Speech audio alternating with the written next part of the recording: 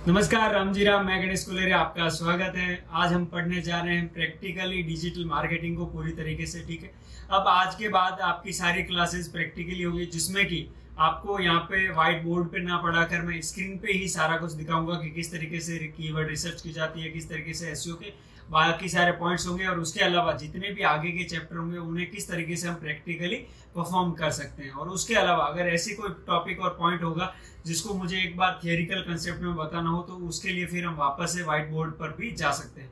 White board और practical का difference ये आपको यहाँ पे बता दूं कि व्हाइट बोर्ड का मतलब है कि वहां पे 40 मिनट मुझे वहां पे आपको सिर्फ एक्सप्लेन करना है, ना कि उसके बारे में मुझे आपको प्रैक्टिकली कुछ बताना है। लेकिन जहां तक मैंने देखा है हर कोई उसको थियोरिकल कंसेप्ट में ही बताता है, लेकिन मैं यहाँ पे ट्राई करूंगा कि आपको ज्यादा से ज्यादा हो सके तो प्रैक्टिकल ही पूरा का पूरा एक्सप्लेन कर सकूं। तो यहाँ पे आपको मैं जितना प्रैक्टिकल दिखाऊंगा उसके बारे में आप अच्छे से देखिए, और स्क्रीन पे आपको फुल एकदम क्लियरिटी के साथ में ही सारा कुछ देखने को मिलेगा कि किस तरीके से मैं क्या, कोई भी अगर आपको ऐसा पॉइंट लगे जो कि आपको नहीं दिख रहा है सही में, तो आप वापस मुझे कह सकते हैं, तो उसको मैं वापस रिक्रिएट करके भी आपको बता दूंगा।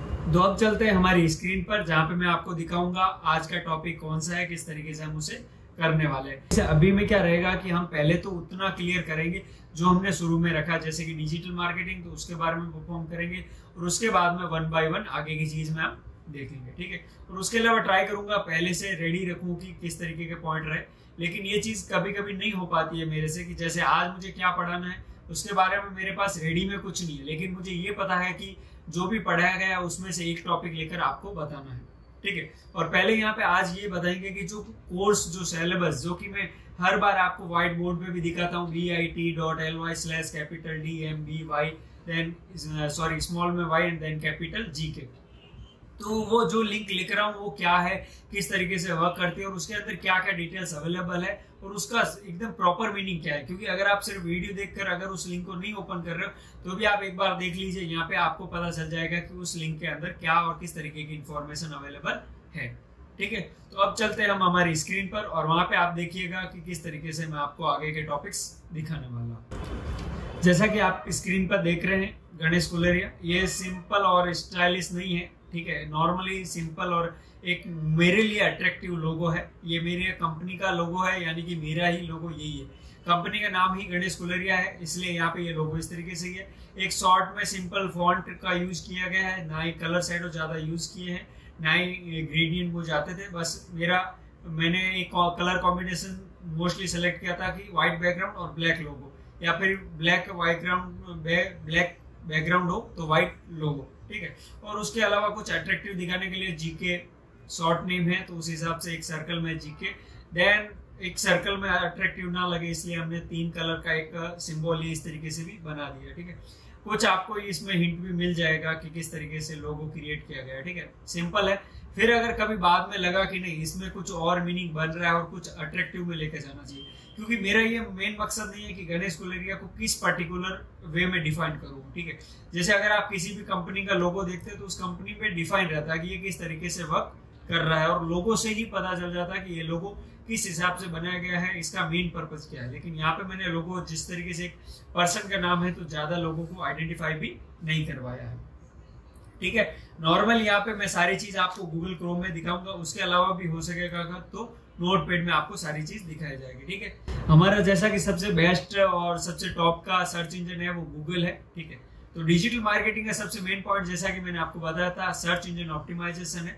तो उसमें आपको google.com ये इस तरीके से एकदम अट्रैक्टिव वेब पेज लगता है, इसीलिए ये ट्रेंडिंग पे है। ठीक है, ये मेरा थॉट है, क्योंकि मुझे गूगल इसलिए पसंद आया कि यहाँ पे जो आपने को रिक्वेस्ट क्वेरी रखनी है उसका रिजल्ट हमें मिल जाता है। गूगल कभी ये नहीं दिखाता है जबरदस्ती कि ये भी देखिए, क्योंकि वो ये चाहता है कि आपको जिस लैंग्वेज में सर्च करना है आप सर्च कीजिए और आपको सारी इंफॉर्मेशन मिल जाएगी। ठीक है, अब यहाँ पे सबसे पहले तो बात कर लेते हैं हमारे शॉर्ट लिंक की। तो bit.ly/DMB देन y स्मॉल में y एंड GK। यहाँ पे आप देखेंगे तो 2 तरीके से URL मिलते हैं। ब्राउजर में आप जब भी कुछ भी सर्च करें तो जरूरी नहीं है कि आप यहाँ जो बार दिख रहा है आपको सर्च बार, यहाँ पे सर्च करने की जरूरत नहीं है, आप डायरेक्टली यहाँ पे भी सर्च कर सकते हैं। लेकिन यहाँ पे डिपेंड करता है कि आपने अपने ब्राउजर के अंदर कौन सा सर्च इंजन पहले से सेटअप कर रखा। ठीक है, तो अगर मैं सेकंड पे पॉइंट पे क्लिक करूंगा तो मैं ये गूगल पे सर्च कर रहा हूँ कि bit.ly/capital DMBY है या नहीं है, ठीक है। लेकिन हम चाहते हैं कि इस यूआरएल पे डायरेक्टली विजिट करते हैं तो ये गूगल डॉक्यूमेंट फॉर्मेट ओपन होगा, ठीक है। मेरा सिलेबस हमेशा आपको गूगल डॉक्यूमेंट फॉर्मेट में ही देखने को मिला। अब यहाँ पे बात करते हैं जितने भी टॉपिक्स की, तो जो डिजिटल मार्केटिंग क्या किस तरीके से काम करता है, फिर एसईओ के बारे में मैंने आपको पढ़ाया था, ऑन पेज और ऑफ पेज एसईओ के बारे में पढ़ाया था, टेक्निकल एसईओ के बारे में हम पढ़ेंगे आगे। फिर उसके बाद में website analysis and audit report, उसमें किस तरीके से एनालिसिस और ऑडिट करते हैं, फिर दोनों को मर्ज किस तरीके से करते हैं। फिर एसईओ के टूल्स के अंदर गूगल के कौन से टूल है, बिंग, स्पीड के रिलेटेड कौन से टूल है, इस तरीके से सारे टूल्स, एसईओ एक्सटेंशन, वो सब। देन हम देखेंगे कि जो हमारे कंपटीटर रहते हैं उन्हें किस तरीके से एनालिसिस कर सकते हैं, और जो उनकी बैकलिंक्स या फिर हमारी जो भी बैकलिंक्स रहती हैं उन्हें हम किस तरीके से एनालिसिस कर सकते हैं। उसके बाद में जब हम एसईओ टूल्स और computer and backlink analysis complete कर लेंगे, तब मैं आपको बताने वाला हूँ ई कॉमर्स और ऑनलाइन बिजनेस के बारे में, यानी कि 0 से लेकर 100 तक अगर आपको कुछ भी ऑनलाइन बिजनेस में अगर ऐड होना है या आपको कोई भी ऑनलाइन बिजनेस शुरू करना है तो आप उससे किस तरीके से शुरू कर सकते हैं, कितनी रिक्वायरमेंट रहती है। मान लीजिए आपको गूगल के अंदर प्रोडक्ट सेल करना है तो आपको कितना बजट, कितना क्या वर्क चाहिए, अमेजोन के अंदर करने के लिए आपको क्या क्या रिक्वायरमेंट चाहिए, वो सारी की सारी मैं आपको वहां पे बताऊंगा। फिर उसके बाद में देखेंगे social media optimisation, pay per click, app store optimisation, content and email marketing, website development जिसमें वेबसाइट किस तरीके से बनाते हैं, उसमें एफिलिएट कैसे कर सकते हैं, उसके अलावा एडसेंस कैसे कर सकते हैं, वो सारी चीज। फिर उसके बाद में डिजिटल मार्केटिंग के अगर आप इंटरव्यू कहीं पे भी देने जाते हैं जॉब में तो उसमें कैसे कैसे क्वेश्चंस आते हैं, किस तरीके से आपको प्रिपरेशन करना रहेगा, वो सारी भी। और उसके बाद में सर्टिफिकेट, जैसे कि आजकल के टाइम में ये रहता है कि आपके पास क्या उसका सर्टिफिकेट है या नहीं है, तो उसके बारे में कि डिजिटल मार्केटिंग में आप 9 कैटेगरी के सर्टिफिकेट आप ले सकते हैं। उसमें गूगल का एडवर्ड का हो गया, एनालिटिक्स का हो गया, हब स्पॉट का। हब स्पॉट में भी 2 तरीके से, कंटेंट मार्केटिंग और इनबाउंड मार्केटिंग। फिर यूट्यूब के वीडियो क्रिएटर सर्टिफिकेट को मिलता है, Google tag manager, Bing ad का, Semrush academy, Facebook ad certificate भी मिलता है, लेकिन उसके लिए आपको हर एक एग्जाम का $150 पे करना पड़ता है। देन उसके बाद में हम ये देखेंगे कि सब बाद में, ठीक है, ये सबसे लास्ट में जो लिखा हुआ है वो कभी ना कभी आपको एड जो बोनस रहता है वो आपको यहाँ पे देखने को मिलेगा। 15 लेक्चर के बाद में आपको 15 जो पॉइंट है उसके बाद में जितने भी पॉइंट आपके रहेंगे वो सब आपको बोनस के तौर पे मिलेंगे। जैसे कि अगर मान लीजिए वेबसाइट पे वर्क करना है तो डेली क्या काम करना है, वीकली क्या काम करना है, मंथली क्या काम करना है, वो पूरा का पूरा सिलेबस ऐसे क्रिएट किया हुआ है, ठीक है। इसमें आपको सारी इंफॉर्मेशन मिल जाएगी। तो ये हमारा पूरा का पूरा डिजिटल मार्केटिंग का सिलेबस है। अब यहाँ पे पहली बात करें तो यहाँ पे शॉर्ट लिंक डाली हुई है सभी की, तो यहाँ पे भी आप जस्ट क्लिक करेंगे तो आप वहाँ पे एक और गूगल डॉक्यूमेंट में पहुंच जाओगे जहाँ पे सारी इंफॉर्मेशन रहेगी। तो यहाँ पे आज हम देखेंगे डिजिटल मार्केटिंग क्या है, किस तरीके से काम कर सकता है, ट्रेडिशनल से ऑनलाइन लेके जाना हो तो किस तरीके से काम कर सकते हैं, ठीक है। अब यहाँ पे बात करें तो डिजिटल मार्केटिंग के बारे में सिर्फ इतना है कि अगर आप ये चाहते हैं कि प्रोडक्ट या फिर आपकी कोई भी सर्विस है उसे आप सेल करना चाहते हैं, आप चाहते हैं कि यहाँ पे आपके कस्टमर आए, और वो कस्टमर आने के 2 पॉइंट हो सकते हैं, एक ऑनलाइन एक ऑफलाइन। मान लीजिए आप टीवी सेल कर रहे हैं तो एक शोरूम पे आप सेल कर रहे हैं तो यूजर आएंगे फिजिकली लोकेशन पे और वहां से वो प्रोडक्ट खरीद सकते हैं। लेकिन यहाँ पे एक और वे भी है कि आप वहाँ पे ऑनलाइन वेबसाइट या कोई भी ऑनलाइन मार्केट प्लेस पे अपना प्रोडक्ट अपलोड करिए, यूजर और कस्टमर जो भी आपके प्रोडक्ट को देखेंगे और उसके हिसाब से वो वहां पे देख के उसे खरीदेंगे, ठीक है। तो ये चीज हुई। तो यहाँ पे जैसा कि मैंने लिखा है, digital marketing is the term used for the targeted, measurable and interactive marketing of products and services. यानी कि प्रोडक्ट और सर्विसेज के लिए एक ऐसा डिजिटल मार्केटिंग टर्म है कि उसके अंदर आप टारगेट कर सकते हैं, मेजर कर सकते हैं और इंटरएक्टिव कर सकते हैं अपनी मार्केटिंग को। किस तरीके से? Using digital technologies to reach the viewers, यानी कि डिजिटल टेक्नोलॉजी जो होगी उसके थ्रू आप रीच कर सकते हैं व्यूअर्स यानी देखने वाले, टर्न देम इनटू कस्टमर, यानी कि जो जिन्होंने देखा उनको कस्टमर में कन्वर्ट कीजिए और वापस उन्हें आगे से आगे जोड़ते रहिए, यानी कि रिटेन देम, यानी वापस वही चीज करते रहिए, लोगों को दिखाइए, उन्हें कस्टमर में कन्वर्ट कीजिए, दिखाइए और कस्टमर में कन्वर्ट कीजिए। देन उसके बाद में सेकंड पॉइंट है, digital marketing is the promotion of products और सर्विसेज यूजिंग इलेक्ट्रॉनिक डिवाइसेज और ऑफ द इंटरनेट, ठीक है। यानी कि अगर आप कोई भी इलेक्ट्रॉनिक डिवाइस या फिर इंटरनेट का यूज करके आप अगर प्रोडक्ट और सर्विसेज का प्रमोशन करते हो तो वो आपका डिजिटल मार्केटिंग में ऐड होता है। यानी कि डिजिटल मार्केटिंग में आप यूज करेंगे मल्टीपल चैनल्स और टेक्नोलॉजी से जो अलाउ करेगा आपके ऑर्गेनाइजेशन को analyse campaign content and strategy to understand what is working in real time. यानी कि रियल टाइम में आप अपने बिजनेस के अंदर किस तरीके से वर्क कर रहे हैं, क्या आपकी जो भी ऑर्गेनाइजेशन है यानी कि जो भी कंपनी या जो भी आपका बिजनेस है वो किस तरीके से ग्रो कर रहा है, उसके अंदर क्या क्या नए चेंजेस लाने चाहिए, वो सारे आप देख सकते हैं डिजिटल मार्केटिंग के मल्टीपल चैनल्स और टेक्नोलॉजीज के थ्रू। बात करें आगे नेक्स्ट पॉइंट की, तो वहां पे है कि how to plan a digital marketing campaign. तो इसमें है कि ऑर्गेनिक मार्केटिंग और पेड मार्केटिंग दो तरीके से होता है। अब आप यहाँ पे ये सोचेंगे कि पहले चैप्टर में जो पढ़ाया गया था वो वापस ही अगर थ्योरिकल चैप्टर में पढ़ाना तो क्या है। मैं यहाँ पे सिर्फ एक रिवाइजन कर रहा हूँ कि उसमें हमने क्या देखा था, और उसके बाद में मैं थोड़ा सा आपको अलग से प्रैक्टिकली बताऊंगा कि उसे किस तरीके से हम समझ सकते हैं। यानी कि ऑर्गेनिक का मतलब बिना पैसे खर्च किए हुए एक पर्सन अपनी माइंड स्ट्रेटेजी के तौर पे आपके अपने बिजनेस के ऊपर वर्क करके वहां से ग्रोथ ला सकता है। यानी कि ऑर्गेनिक डिजिटल मार्केटिंग में बिना कोई इन्वेस्टमेंट किए अपने वेबसाइट या फिर अपने वेब पेजेस में रैंकिंग फैक्टर लाना, ठीक है। तो पेड मार्केटिंग का मतलब है आप वहां पे पैसा खर्च करते हैं, एड दिखाते हैं यूजर्स को, और यूजर्स उस एड को देखकर इंप्रेस होते हैं और वहां पे वो आपके बिजनेस या वेबसाइट पर विजिट करते हैं।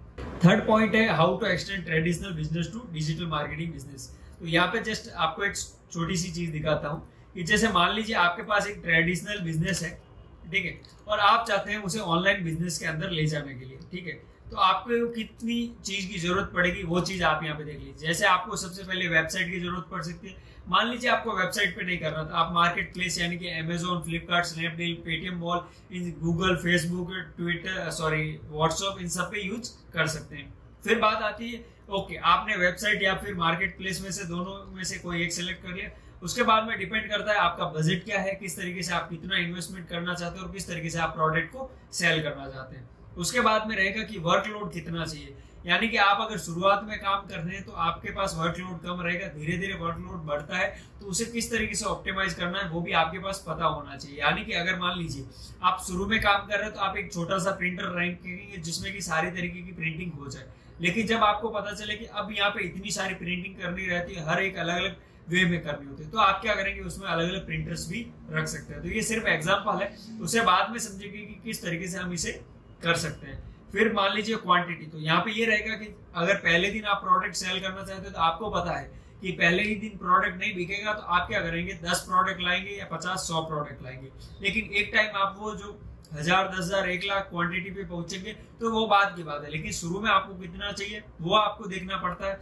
फिर उसके बाद में डॉक्यूमेंट क्या क्या है, पैकिंग कौन कौन सी है, तो पैकिंग के अंदर जैसे कि sticker, MRP, batch, FSSI, GST, MSME, ये सारा डॉक्यूमेंट चाहिए।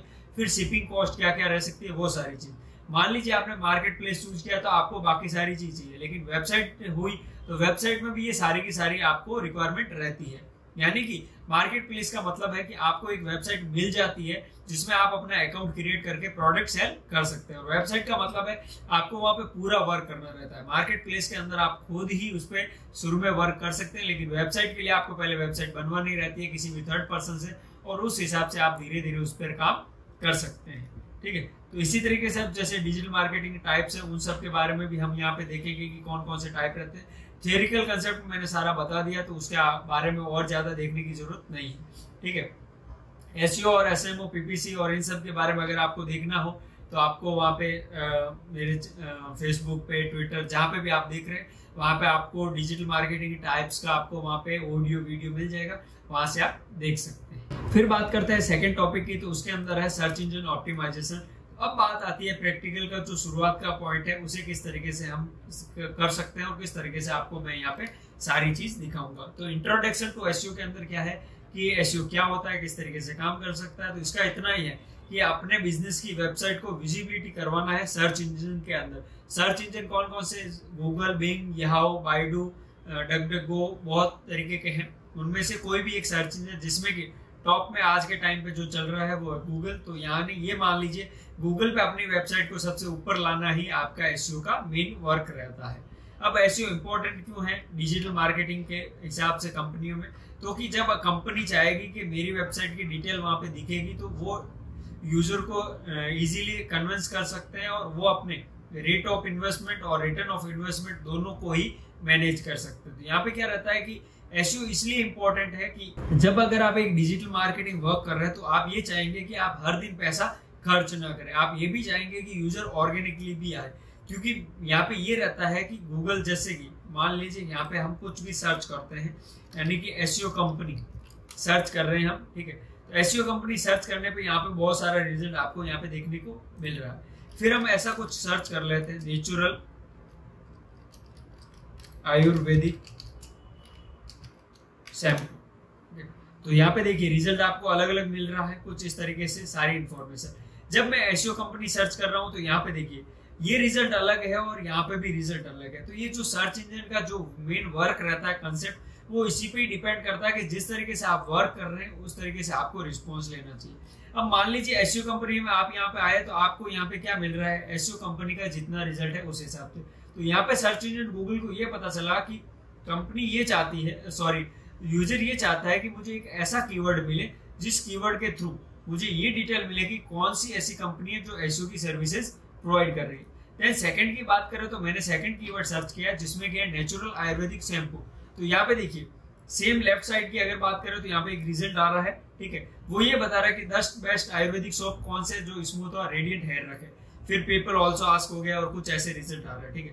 पर यहाँ पे लेफ्ट साइड के छोड़कर अगर हम राइट साइड में बात करें तो यहाँ पे लिखा हुआ है नेचुरल आयुर्वेदिक शैम्पू, और यहाँ पे देखिए आपको शैम्पूस दिख रहे हैं कौन कौन से जो भी आयुर्वेदिक है, लेकिन ये जितने भी है वो एक एडवर्टाइजमेंट है, यानी कि एड दिख रहा है। यहाँ पे आप देख सकते हैं ये एड्स है, और ये एड्स में इन्होंने क्या रखा है कि जैसे कि अमृतम हो गया, बिग बास्केट, या फिर मामा अर्थ, कामा Ayurveda, amazing grey, free Vedix, ये कंपनियां क्या कर रही है, इन्होंने अपने जो शैम्पू है उसी को एड के थ्रू यहाँ पे डिस्प्ले करवाया, और वो ये चाहते हैं कि अगर जो भी यूजर सर्च करे नेचुरल आयुर्वेदिक शैम्पू तो उसका मतलब उसे शैम्पू चाहिए, ठीक है, तो उसे यहाँ पे शैम्पू दिखा दीजिए ताकि जो भी अट्रैक्टिव और एकदम पसंद वाला शैम्पू होगा वो यहाँ से परचेज कर लेगा, और इनका जो भी रिटर्न है या फिर जो भी इन्वेस्टमेंट है उसके हिसाब से इन्हें पता चल जाएगा कि कितने लोगों ने ऐड देखा था और कितने लोगों ने यहाँ से परचेज किया था। तो जैसा कि अब हमने सर्च किया यहाँ पे नेचुरल आयुर्वेदिक शैम्पू और हमने यहाँ पे इनका ऐड देख लिया है,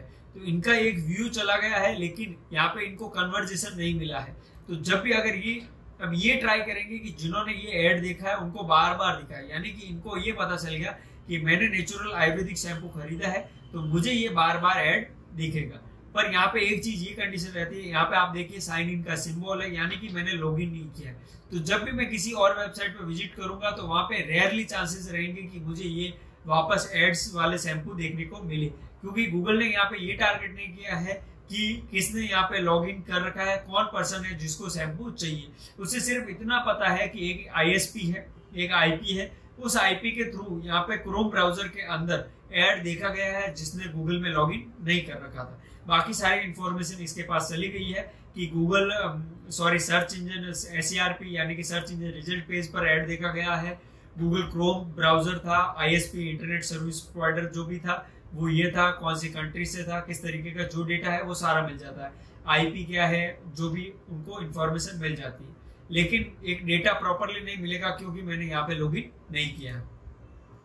तो इस तरीके से ये रहता है कि एसईओ इंपॉर्टेंट इसलिए है क्योंकि मेन अलग अलग फैक्टर रहता है, यानी कि अगर आप एसईओ कंपनी दिखाना चाहते हो तो यहाँ पे कंपनी का मतलब हो गया सर्विस और यहाँ पे प्रोडक्ट हो गया। तो ये क्या चाहेंगे कि इन्हें डायरेक्टली प्रोडक्ट ही दिखा दे ताकि वो किसी और वेबसाइट पर जाए नहीं और डायरेक्टली यहाँ से प्रोडक्ट खरीद ले। लेकिन एसईओ कंपनी कीवर्ड का मतलब है कि इनको एक सर्विसेज चाहिए, तो सर्विसेज के बारे में सारी डिटेल भी होनी चाहिए, यानी कि SEO.com एक कंपनी है, उसको ओपन कर लेते तो यहाँ पे ये क्या दिखाएंगे, पूरी की पूरी इंफॉर्मेशन दिखाएंगे।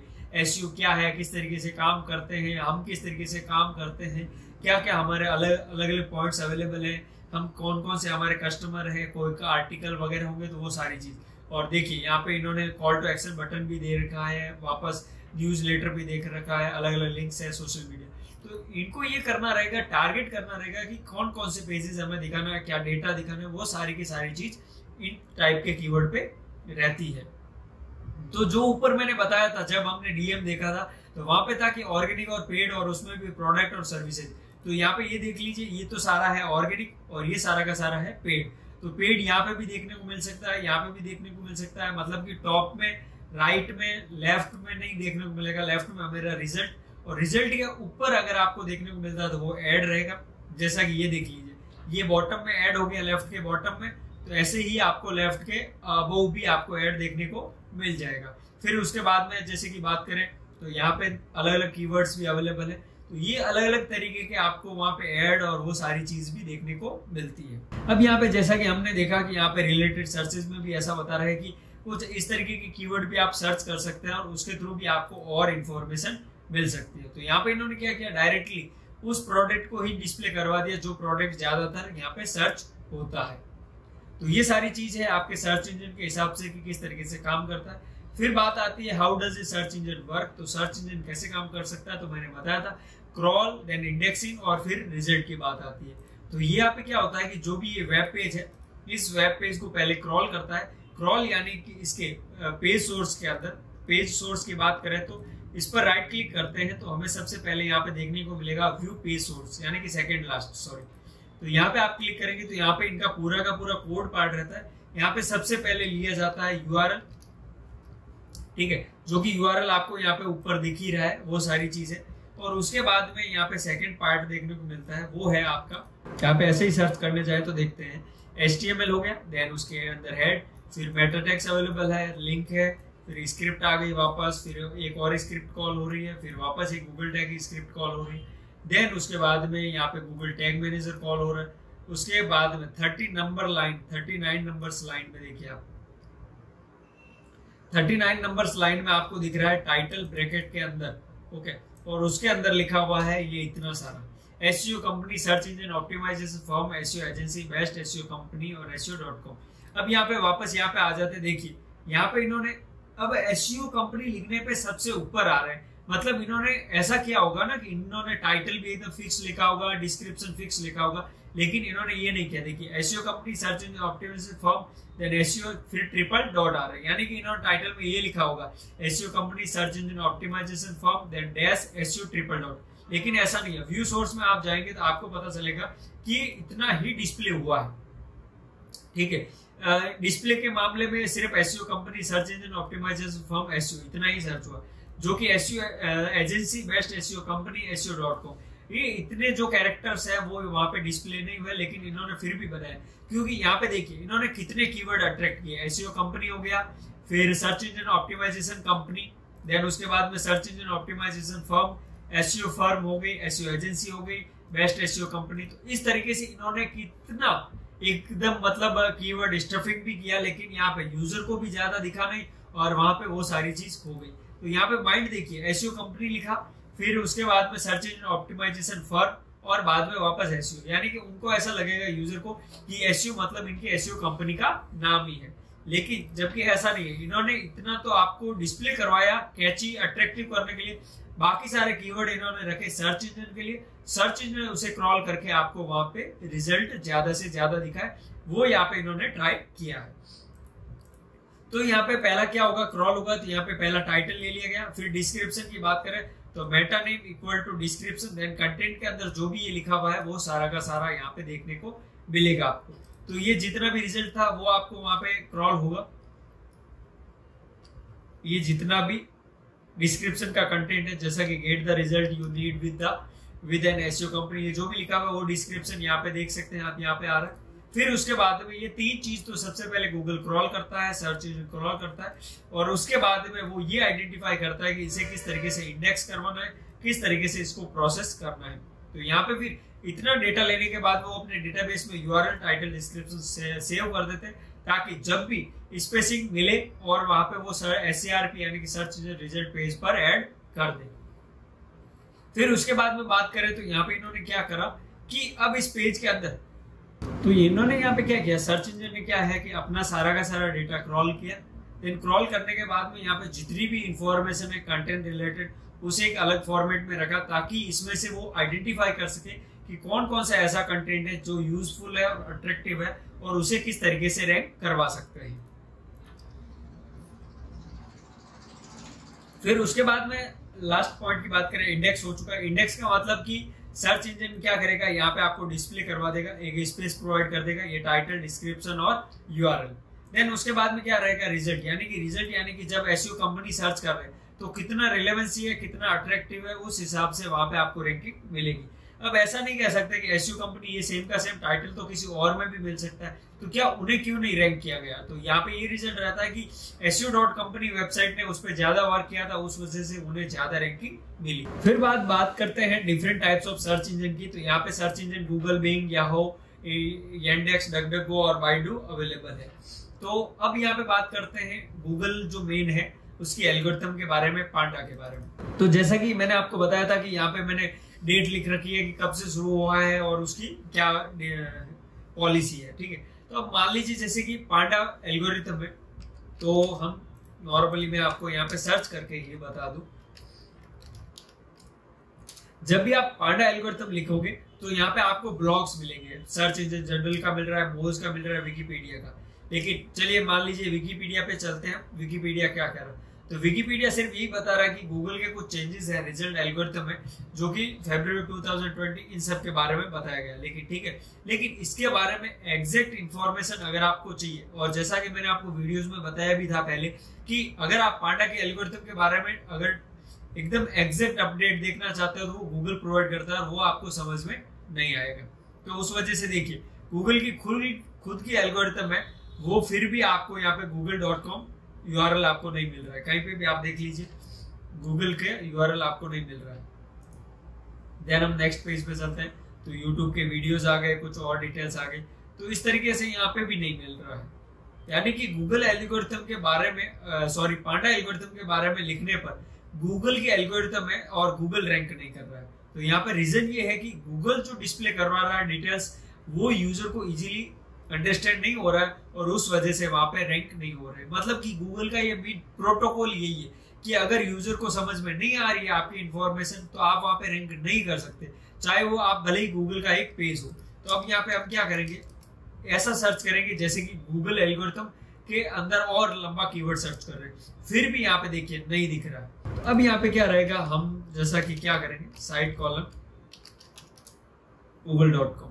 अब यहाँ पे देखिए आखिर जाके हमने यहाँ पे फुटप्रिंट्स यानी कि ऑपरेटर का यूज किया कि पांडा के एल्गोरिथम हमें चाहिए लेकिन google.com वेबसाइट के थ्रू ही चाहिए। तो यहाँ पे पहला आया वो था developers.google.com। तो यहाँ पे एक ब्लॉग है, more guidelines on building high quality, जो कि पांडा एल्गोरिथम पे रैंक कर रहा है। और यहाँ पे एक लिंक रखी हुई है पांडा एल्गोरिथम चेंजेस पे, और यहाँ पे देखिए गूगल का ब्लॉग स्पॉट है और यहाँ पे सारी चीजें आपको देखने को मिलती है, ठीक है। अब जो मैंने ये इतनी चीज बताई, अब आपको यहाँ पे सर्च करना होगी गूगल की जितनी भी पांडा की एल्गोरिथम है वो आपको कहाँ पे मिल सकती है। तो जस्ट आप सर्च कीजिए Google algorithms, Google search engine Twitter, ठीक है। तो यहाँ पे आपको ट्विटर का अकाउंट मिलेगा गूगल सर्च सेंट्रल, ओके। उसके अंदर ही आपको सारी इंफॉर्मेशन मिलेगी। यानी कि ये देखिए इसमें ये बताया गया news and resources from Google search to help people make great sites. अब ये तो पहला है गूगल सर्च सेंट्रल, एक और अकाउंट है जो कि इसके नीचे ही आपको मिलेगा, उसका होगा गूगल सर्च लिसेंस, ठीक है, लिसन, ओके।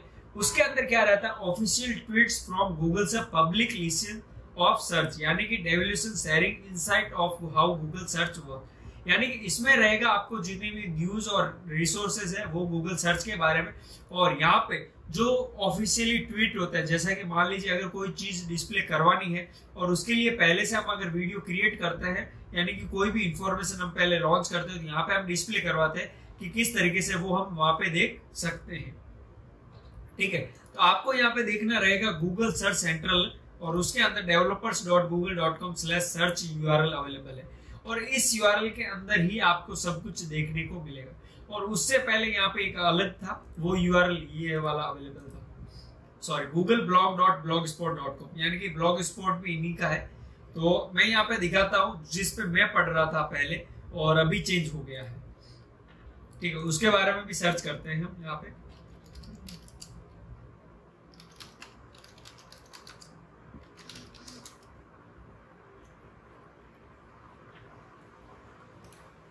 ये रहा URL webmasters.googleblog.com, ठीक है। तो ये रीडायरेक्ट हो रहा है। जैसा कि आप देख लीजिए यहाँ पे क्या लिखा है, सॉरी, ये यूआरएल अवेलेबल है webmasters.googleblog.com।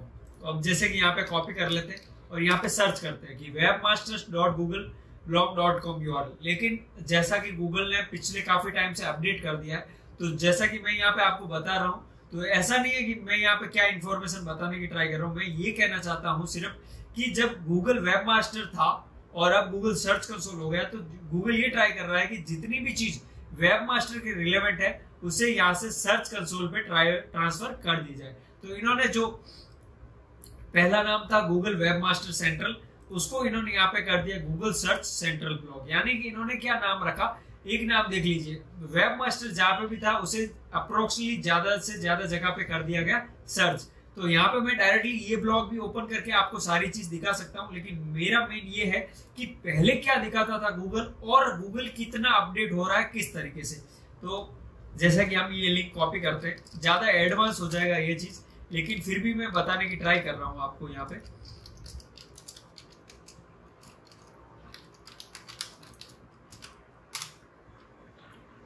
देखिए,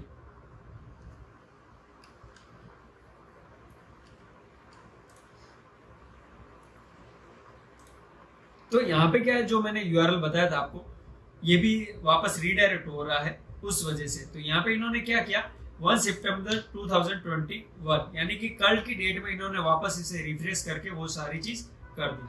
लेकिन हमारे पास और भी रास्ते हैं, वेब वे, बैक मशीन, वहां पे हम देख लेते हैं कि क्या उनके पास डेटा स्टोर है इस यूआरएल के रिलेटेड, क्योंकि आप रीडायरेक्ट करके आप उस यूआरएल को डिलीट कर सकते हैं। लेकिन कुछ वेबसाइट्स और टूल ऐसे रहते हैं जो कि आपके यूआरएल को पूरा का पूरा डाउनलोड कर लेते हैं। तो देखिए, जैसे कि हम 2018 में चलते हैं, तब किस तरीके का था। तो कोई भी एक ओपन कर लेते हैं। 8 नवंबर 2018 को मॉर्निंग 3 AM, ठीक है, कौन सा डिस्प्ले था, किस तरीके का पेज अवेलेबल था। तो यहाँ पे ये दिखा देगा कि जो भी वेब पेज, इस टूल के बारे में भी हम जब देखेंगे एसईओ टूल्स, वहां पे मैं बताऊंगा। जस्ट यहाँ पे आपको दिखा रहा हूँ, पहले नाम था वेबमास्टर सेंट्रल ब्लॉग, और जहाँ पे क्या था, official news on crawling and indexing sites for the Google index. और अब देख लीजिए, अब इनका टाइटल पढ़ते हैं, ठीक है। अब इन्होंने रखा है how to get your website on Google search. यानी कि जैसा मैंने कहा ना कि ऑफिशियली न्यूज, क्रॉलिंग और इंडेक्सिंग के रिलेटेड यहाँ पे ही सारी डिटेल आपको मिलेगी। तो यहाँ पे आपको इस ब्लॉग के बारे में सारी इंफॉर्मेशन यहाँ से ही डिस्प्ले होती थी, ठीक है। अब इसे वेब मास्टर से सर्च सेंट्रल में कन्वर्ट कर दिया, तो उस तरीके से आपको सारी इंफॉर्मेशन मिलती है। तो मैं आपको यहाँ पे नहीं दिखाऊंगा कि सारी जो भी गूगल के एल्गोरिथम है सभी के बारे में नहीं बताऊंगा। मैं सिर्फ यहाँ पे ये दिखाना चाहता हूँ कि जो गूगल के एल्गोरिथम पांडा है वो सारी की सारी किस तरीके से काम करती है, वो सारी चीज। तो अब यहाँ पे देख लेते हैं, जैसा कि चलिए हम उसी पे चलते हैं जो सर्च सेंट्रल है। यहाँ पे ये पता करते हैं कि पांडा के बारे में ये कितनी इंफॉर्मेशन यहाँ पे प्रोवाइड करते हैं। तो यहाँ पे देख लीजिए, कहीं पे भी ऐसा एग्जैक्ट इंफॉर्मेशन नहीं लिखी गई है जैसा इन्होंने यहाँ पे लिखा है। यानी कि जब मैंने पांडा एल्गोरिथम सर्च किया था, तो यहाँ पे इनके टाइटल देखिए, a complete guide to the Google Panda update. यानी कि पांडा की जितनी 2011 से 2021 तक आई थी वो सारी यहाँ पे डिस्प्ले। लेकिन जब आप यही सारी चीज अगर आप गूगल के एल्गोरिथम पे पढ़ने जाए, तो हम ये ओपन करते हैं, मोर guidance on building high quality site, ठीक है। यहाँ पे पांडा 8 जगह पे लिखा हुआ है, the Panda algorithm change the improved ranking for a large number of high quality website, so most of you reading have nothing to be concerned about. However, for the sites that may have been affected by Panda, we wanted to provide additional guidelines on how Google searches for high quality sites। और यहाँ पे इन्होंने ये बता दिया कि किस तरीके से साइट्स काउंट होती है। तो यहाँ पे जैसे कि would you trust the information presentation in this article, यानी ये सिर्फ इतना बताना चाहते हैं कि ये यहाँ पे ये कहेंगे क्या आपके वेबसाइट में ये है, ओके, नहीं है तो आपको पेनल्टी मिलेगी। अगर जैसे कि यहाँ पे इन्होंने पहला ही बताया, क्या आप पूरा विश्वास रखते हैं कि जो आपके आर्टिकल में जो इंफॉर्मेशन है वो एकदम प्रेजेंट करती है, एकदम अच्छे विश्वास के साथ, कि ट्रस्ट करती है और उसको पढ़ने के बाद यूजर उसे अप्लाई कर सकता है, यस है, देन आपका आर्टिकल रैंक करेगा। और अगर उसमें कुछ भी प्रॉब्लम हुई तो वो वहां पे रैंकिंग नहीं करेगा। देन उन्होंने दूसरा क्वेश्चन और बना दिया, is this article written by an expert or enthusiast who know the topic well or is it more slow in nature. यानी कि ये आर्टिकल उन्होंने ही लिखा है जो एक्सपर्ट हो या फिर उस टॉपिक को बहुत अच्छे से जानते हो, ठीक है, या फिर ये बहुत ही मिलता जुलता टॉपिक होना चाहिए उस तरीके से। फिर उन्होंने जो बोला कि does the site have duplicate overlapping redundant articles on the same and similar topic with slightly different keyword variants। यानी कि आपने ये तो नहीं किया कि डुप्लीकेट या फिर ओवरलैपिंग रेडियस आर्टिकल या फिर कुछ सिमिलर टॉपिक के ऊपर आपने कुछ डिफरेंट कीवर्ड के वेरिएंस यूज करके बना दिया। यानी कि स्पेन कंटेंट का यूज करके आपने अगर कुछ कर दिया तो उस पर भी आपको वो चीज मिलती है। फिर उसके बाद में does this article have spelling stylistic and factual error. यानी कि इस आर्टिकल के अंदर क्या कोई ग्रामर मिस्टेक या फिर कोई स्टाइल की मिस्टेक तो नहीं है। तो ये सारी चीज यहाँ पे आपको कवर करनी है। तो अगर ये हो जाती है तो आप उसे सॉल्व करिए, और अगर आपको ये पता चल जाए कि ओके ये इतनी सारी प्रॉब्लम में से आपको पता चल गया एक एरर है, तो अब आपको क्या करना है, आपको just web master form fill up करना है, उसे वहां पे ये बताना है कि हाँ हमने ये चीज कंप्लीट कर दी है। तो अब आप एक बार हमारे वेब पेज को वापस से रिक्रॉल कीजिए और आप हमारे पेज को वापस से रीइंडेक्स कीजिए। ये सारी चीज तो यहाँ पे थी। अब यहाँ पे देखिए सर्च इंजन जनरल यहाँ पे क्या बता रहा है, ठीक है। तो जनरल यहाँ पे क्या कर रहा है, देखिए पहले तो अट्रैक्टिव इमेज इन्होंने पांडा की इमेज वगैरह, लेकिन जब आप यहाँ पे बात कर रहे हैं सर्च इंजन की, ठीक है, यहाँ पे आपको कुछ भी ऐसा अट्रैक्टिव नहीं कर रहा, क्योंकि गूगल को ये पता है कोई भी यूजर इसे इजीली समझ जाए, ये प्रॉब्लम उसे नहीं चाहिए, ठीक है। वो ये चाहता है कि ये गाइडलाइंस इस तरीके से होनी चाहिए कि हर किसी को समझ में आए। वो ये नहीं चाहता कि 10th पास आउट पर्सन भी अगर पढ़ना चाहे पांडा के बारे में तो उसे इजीली गूगल सर्च सेंटर पे पता चलता है। तो फिर पीएचडी लेवल या प्रोफेसर लेवल यूजर अगर देखना चाहेंगे तो उन्हें तो वो बहुत इजी लगेगा। तो वो ये माइंडसेट रखते हैं कि यहाँ पे जो भी यूजर पढ़ रहा है वो एकदम अट्रैक्टिव तरीके से पढ़ रहा है और उसे काफी अच्छा नॉलेज है इस बारे में। फिर यहाँ पे इन्होंने देखिए पहली बार ये लॉन्च हुआ था, ये सारी चीजें गूगल क्यों पांडा की क्रिएट किया गया है ये आंसर दिया। फिर पांडा की अपडेट कब कब लॉन्च हुई थी उसके बारे में यहाँ पे बताया। फिर what we know about the Panda algorithm, फिर ये बता रहे कि सर्च इन जनरल क्या जानता है पांडा एल्गोरिथम के बारे में, ठीक है। 23 क्वेश्चन, ये देखिए सेम के सेम 23 क्वेश्चन यहाँ पे आके अटक गए। जो वहां पे क्वेश्चन थे अवेलेबल वही के वही सेम के सेम आखिर जाके यहाँ पे अटक रहे, पर यहाँ पे कोई नंबर वगैरह ऐसा कुछ नहीं बताया। इन्होंने क्या किया, इन्होंने सिर्फ एक आध लाइन ऊपर ऐड की, देखिए कौन सी, single letter release the following 23 questions as guiding questions the algorithm was based on. मतलब कि इन 23 क्वेश्चंस पे ही जो एल्गोरिथम है वो बेस्ड है और उस हिसाब से आप इन्हें कीजिए। फिर यहाँ पे देखिए ये सारा कुछ बता दिया, उसके बारे में जो भी इंफॉर्मेशन है, जैसे कि ईएटी प्रिंसिपल इनके है उस पर वर्क करता है। फिर 2 ट्विटर के स्क्रीनशॉट्स दे दिए और ये किस तरीके से वर्क कर रहा है उसके बारे में सारी चीज। फिर रिकवरी कैसे कर सकते हैं, तो जस्ट आप यहाँ पे उनको रिक्वेस्ट कीजिए और वहां पे वो सारी चीज हो जाएगी। अब गूगल पांडा की मिथ के बारे में बता दिया कि डुप्लीकेट कंटेंट वगैरह सारी चीज।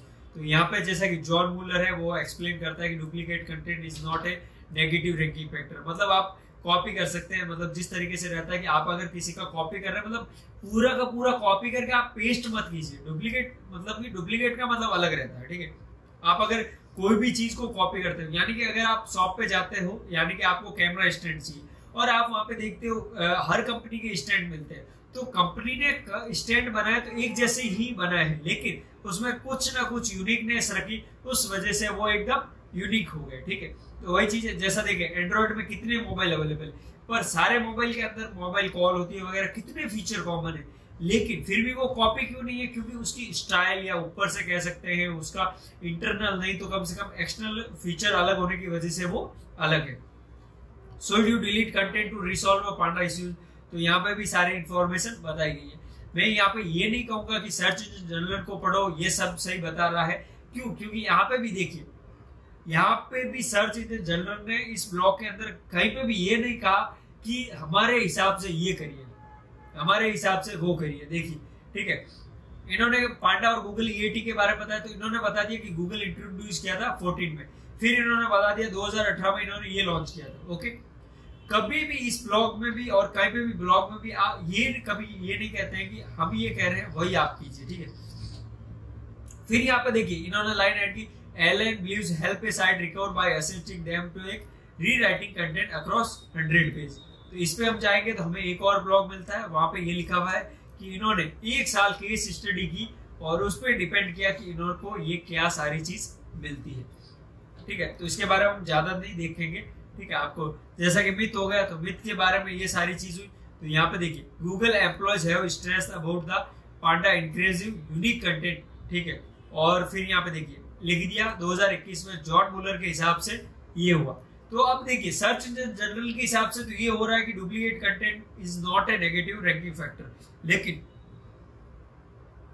लेकिन सर्च इंजन के हिसाब से ये हो रहा है कि यहाँ पे इन्होंने ये लिखा है कि जॉन मुलर जो कि गूगल के है एक्सप्लेनर, वो ये बता रहे हैं कि duplicate content is not a negative ranking factor. लेकिन यूजर ये पढ़ेगा कि ओके सर्च इंजन जनरल ने ये अलग नई चीज बताई जो कि सर्च इंजन ने यहाँ पे ये चीज नहीं बताई थी, तो ये डिफरेंट रहता है, इस वजह से आप रैंक करते हो। यानी कि यूजर को आप इतनी ज्यादा इंफॉर्मेशन दिखाइए अलग हटकर कि वो आप पर ट्रस्ट करे और वहां पे इंफॉर्मेशन पढ़ने के बाद उसे लगे कि हाँ जो आपने इंफॉर्मेशन बताई थी वो एकदम अट्रैक्टिव थी। सारी हम यहाँ पे एल्गोरिथम नहीं पढ़ेंगे क्योंकि एल्गोरिथम अगर आपको देखनी है तो उसके बारे में सारा एक्सप्लेन मैंने मेरे पिछले वीडियो में कर रखा है। फिर एसईओ के टाइप में यानी कि ऑन पेज एसईओ, ठीक है, उसके बारे में of page SEO, technical SEO, local SEO, इस सब के बारे में थियरिकल कंसेप्ट मैंने सारा का सारा आपको बता दिया है। तो इसके बारे में हम ज्यादा नहीं देखेंगे, जब हम इसके अंदर और ज्यादा डीपली पढ़ेंगे तब मैं वहां पे आपको बता दूंगा कि कौन सी किस तरीके की रिलेवेंसी है। ठीक है, अब यहाँ पे बात करते हैं एसईओ के अंदर पहला पॉइंट है on page end of page SEO. Okay, तो ऑन पेज एसईओ में किस तरीके से आपका इंपॉर्टेंस है और किस तरीके से आप उस पर वर्क कर सकते हैं उस सब के बारे में रहेगा। तो मतलब जो अगली क्लास रहेगी उसमें ये बताया जाएगा कि कीवर्ड रिसर्च एक फ्रेश, एकदम मैं आपको फ्रेश डोमेन भी दिखाऊंगा, फ्रेश एकदम आर्टिकल रहेगी, सारी चीज एकदम फ्रेश मोड में ही रहेगी। वहीं से शुरू करेंगे हम उसके बिजनेस मॉड्यूल को किस तरीके से लिखते हैं, किस तरीके से उसका डॉक्यूमेंट बनाते हैं, एक एक फॉर्मेट में मैं आपको सारी चीज दिखाऊंगा कि अगर गूगल ड्राइव के अंदर हम फोल्डर बनाएंगे तो फोल्डर में क्या क्या चीज हमें याद रखनी चाहिए, कितना ध्यान में रखना चाहिए। मतलब एक प्रोजेक्ट हम यहाँ से शुरू करेंगे ई कॉमर्स का और उस ई कॉमर्स के बेस पर हम सारी की सारी इंफॉर्मेशन आपको वहां पे डिस्प्ले करवाएंगे ताकि आपको वहां पे ये पता चले कि यहाँ पे जितनी भी इंफॉर्मेशन लिखी गई है वो एकदम अट्रैक्टिव और एग्जैक्ट है और आपको भी इजीली वहां पे सारी चीज समझ में आ जाए। तो जो भी चीज मैंने यहाँ पे आपको दिखाई है वो सारी चीज आपको एटलीस्ट समझ में आ गई होगी। अगर नहीं समझ में आई है तो एक बार और वीडियो देख लीजिए, रिपीट कर लीजिए, एक बार रिपीटली ऑडियो सुन लीजिए, वीडियो देख लीजिए, जो भी आपके दिमाग में आए। अगर आपने ऑडियो सुना है तो वीडियो देख लीजिए, वीडियो देख लिया तो ऑडियो सुन लीजिए ताकि आपके दिमाग में वो चीज आए। ओके, जब ये चैप्टर पढ़ाया गया था, ये चीज पढ़ाई जा रही थी, तब वीडियो पे क्या चल रहा था। ओके, फिर आप ऑडियो सुनिए, तब आपको वीडियो के बारे में सोचिए और फिर आप अगर वीडियो देखते हो तो आपको दिमाग में आ जाएगा ओके अभी ये चीज बताने वाले, अभी ये चीज, तो आपका क्या है माइंड और शार्प होता जाएगा। तो उस हिसाब से आपको सारी चीज रहेगी। कल हम पढ़ेंगे कीवर्ड रिसर्च के बारे में, पूरी क्लास कीवर्ड रिसर्च की रहेगी, एक ही टॉपिक रहेगा लेकिन उसके अंदर 1 से लेकर 100 तक में जितने भी पॉइंट आता है कीवर्ड रिलेटेड, कीवर्ड रिसर्च के रिलेटेड, कीवर्ड टारगेट के रिलेटेड, वो सारी चीज आपको वहां पे बताई जाएगी। ठीक है, तो आपने यहाँ पे देखा जितना भी मैंने आपको यहाँ पे रिकवर करने की ट्राई की है, जितना भी पढ़ाने की ट्राई की है, अगर आपको समझ में आया है तो प्लीज और लोगों को भी बताइए। और अगर आप ऑडियो सुन रहे हो या वीडियो देख रहे हो तो आपको बताइए कि कितने लोग मुझे देख रहे हैं या कितने लोग सुन रहे हैं। तो वो अलग अलग डिपेंड करता है, धीरे धीरे इंक्रीज होती है हर चीज। ठीक है, एक दिन में अगर हमने पौधा लगाया तो अगले दिन वो पेड़ नहीं बन जाता, तो टाइम तो लगता ही है हर चीज में। तो उसी का ही हम वेट कर रहे हैं कि हमें भी एक टाइम पे वो प्लेटफॉर्म मिलेगा। तो उस हिसाब से मैं भी ये ट्राई कर रहा हूँ कि एक और बैच शुरू हो, उसमें कम से कम 2-3 अलग अलग टाइप के बैच शुरू करें। जो एम्प्लॉय है उनको भी अगर गाइडलाइंस मिले तो वो भी आइए और बाकी सारे एम्प्लॉयज भी आ सकते हैं, फ्रेशर स्टूडेंट है वो भी आइए। तो उस तरीके से वो डिजिटल मार्केटिंग यहाँ पे अच्छे से सीख सकते हैं। ठीक है, पेड मार्केटिंग करेंगे और उसके अलावा फ्रेंड आपके कोई भी रहते हैं रिलेटिव्स, उनको भी अगर डिजिटल मार्केटिंग सीखना हो तो सूरत में फ्री ऑफ कॉस्ट सिखाया जाता है। ठीक है, ये मेरी थोड़ी मिस पॉइंट है कि मैं फ्री में सिखा रहा हूँ, बाकी सब पेड में सिखा रहे हैं, लेकिन फ्री में सिखा रहा हूँ तो पेड से बेस्ट सिखाऊंगा, ये इतनी मेरी गारंटी है। ठीक है, उसके अलावा आज की क्लास यही समाप्त करते हैं। नमस्कार, राम जी राम, मैं गणेश कुलेरिया आपसे विदा लेता हूँ।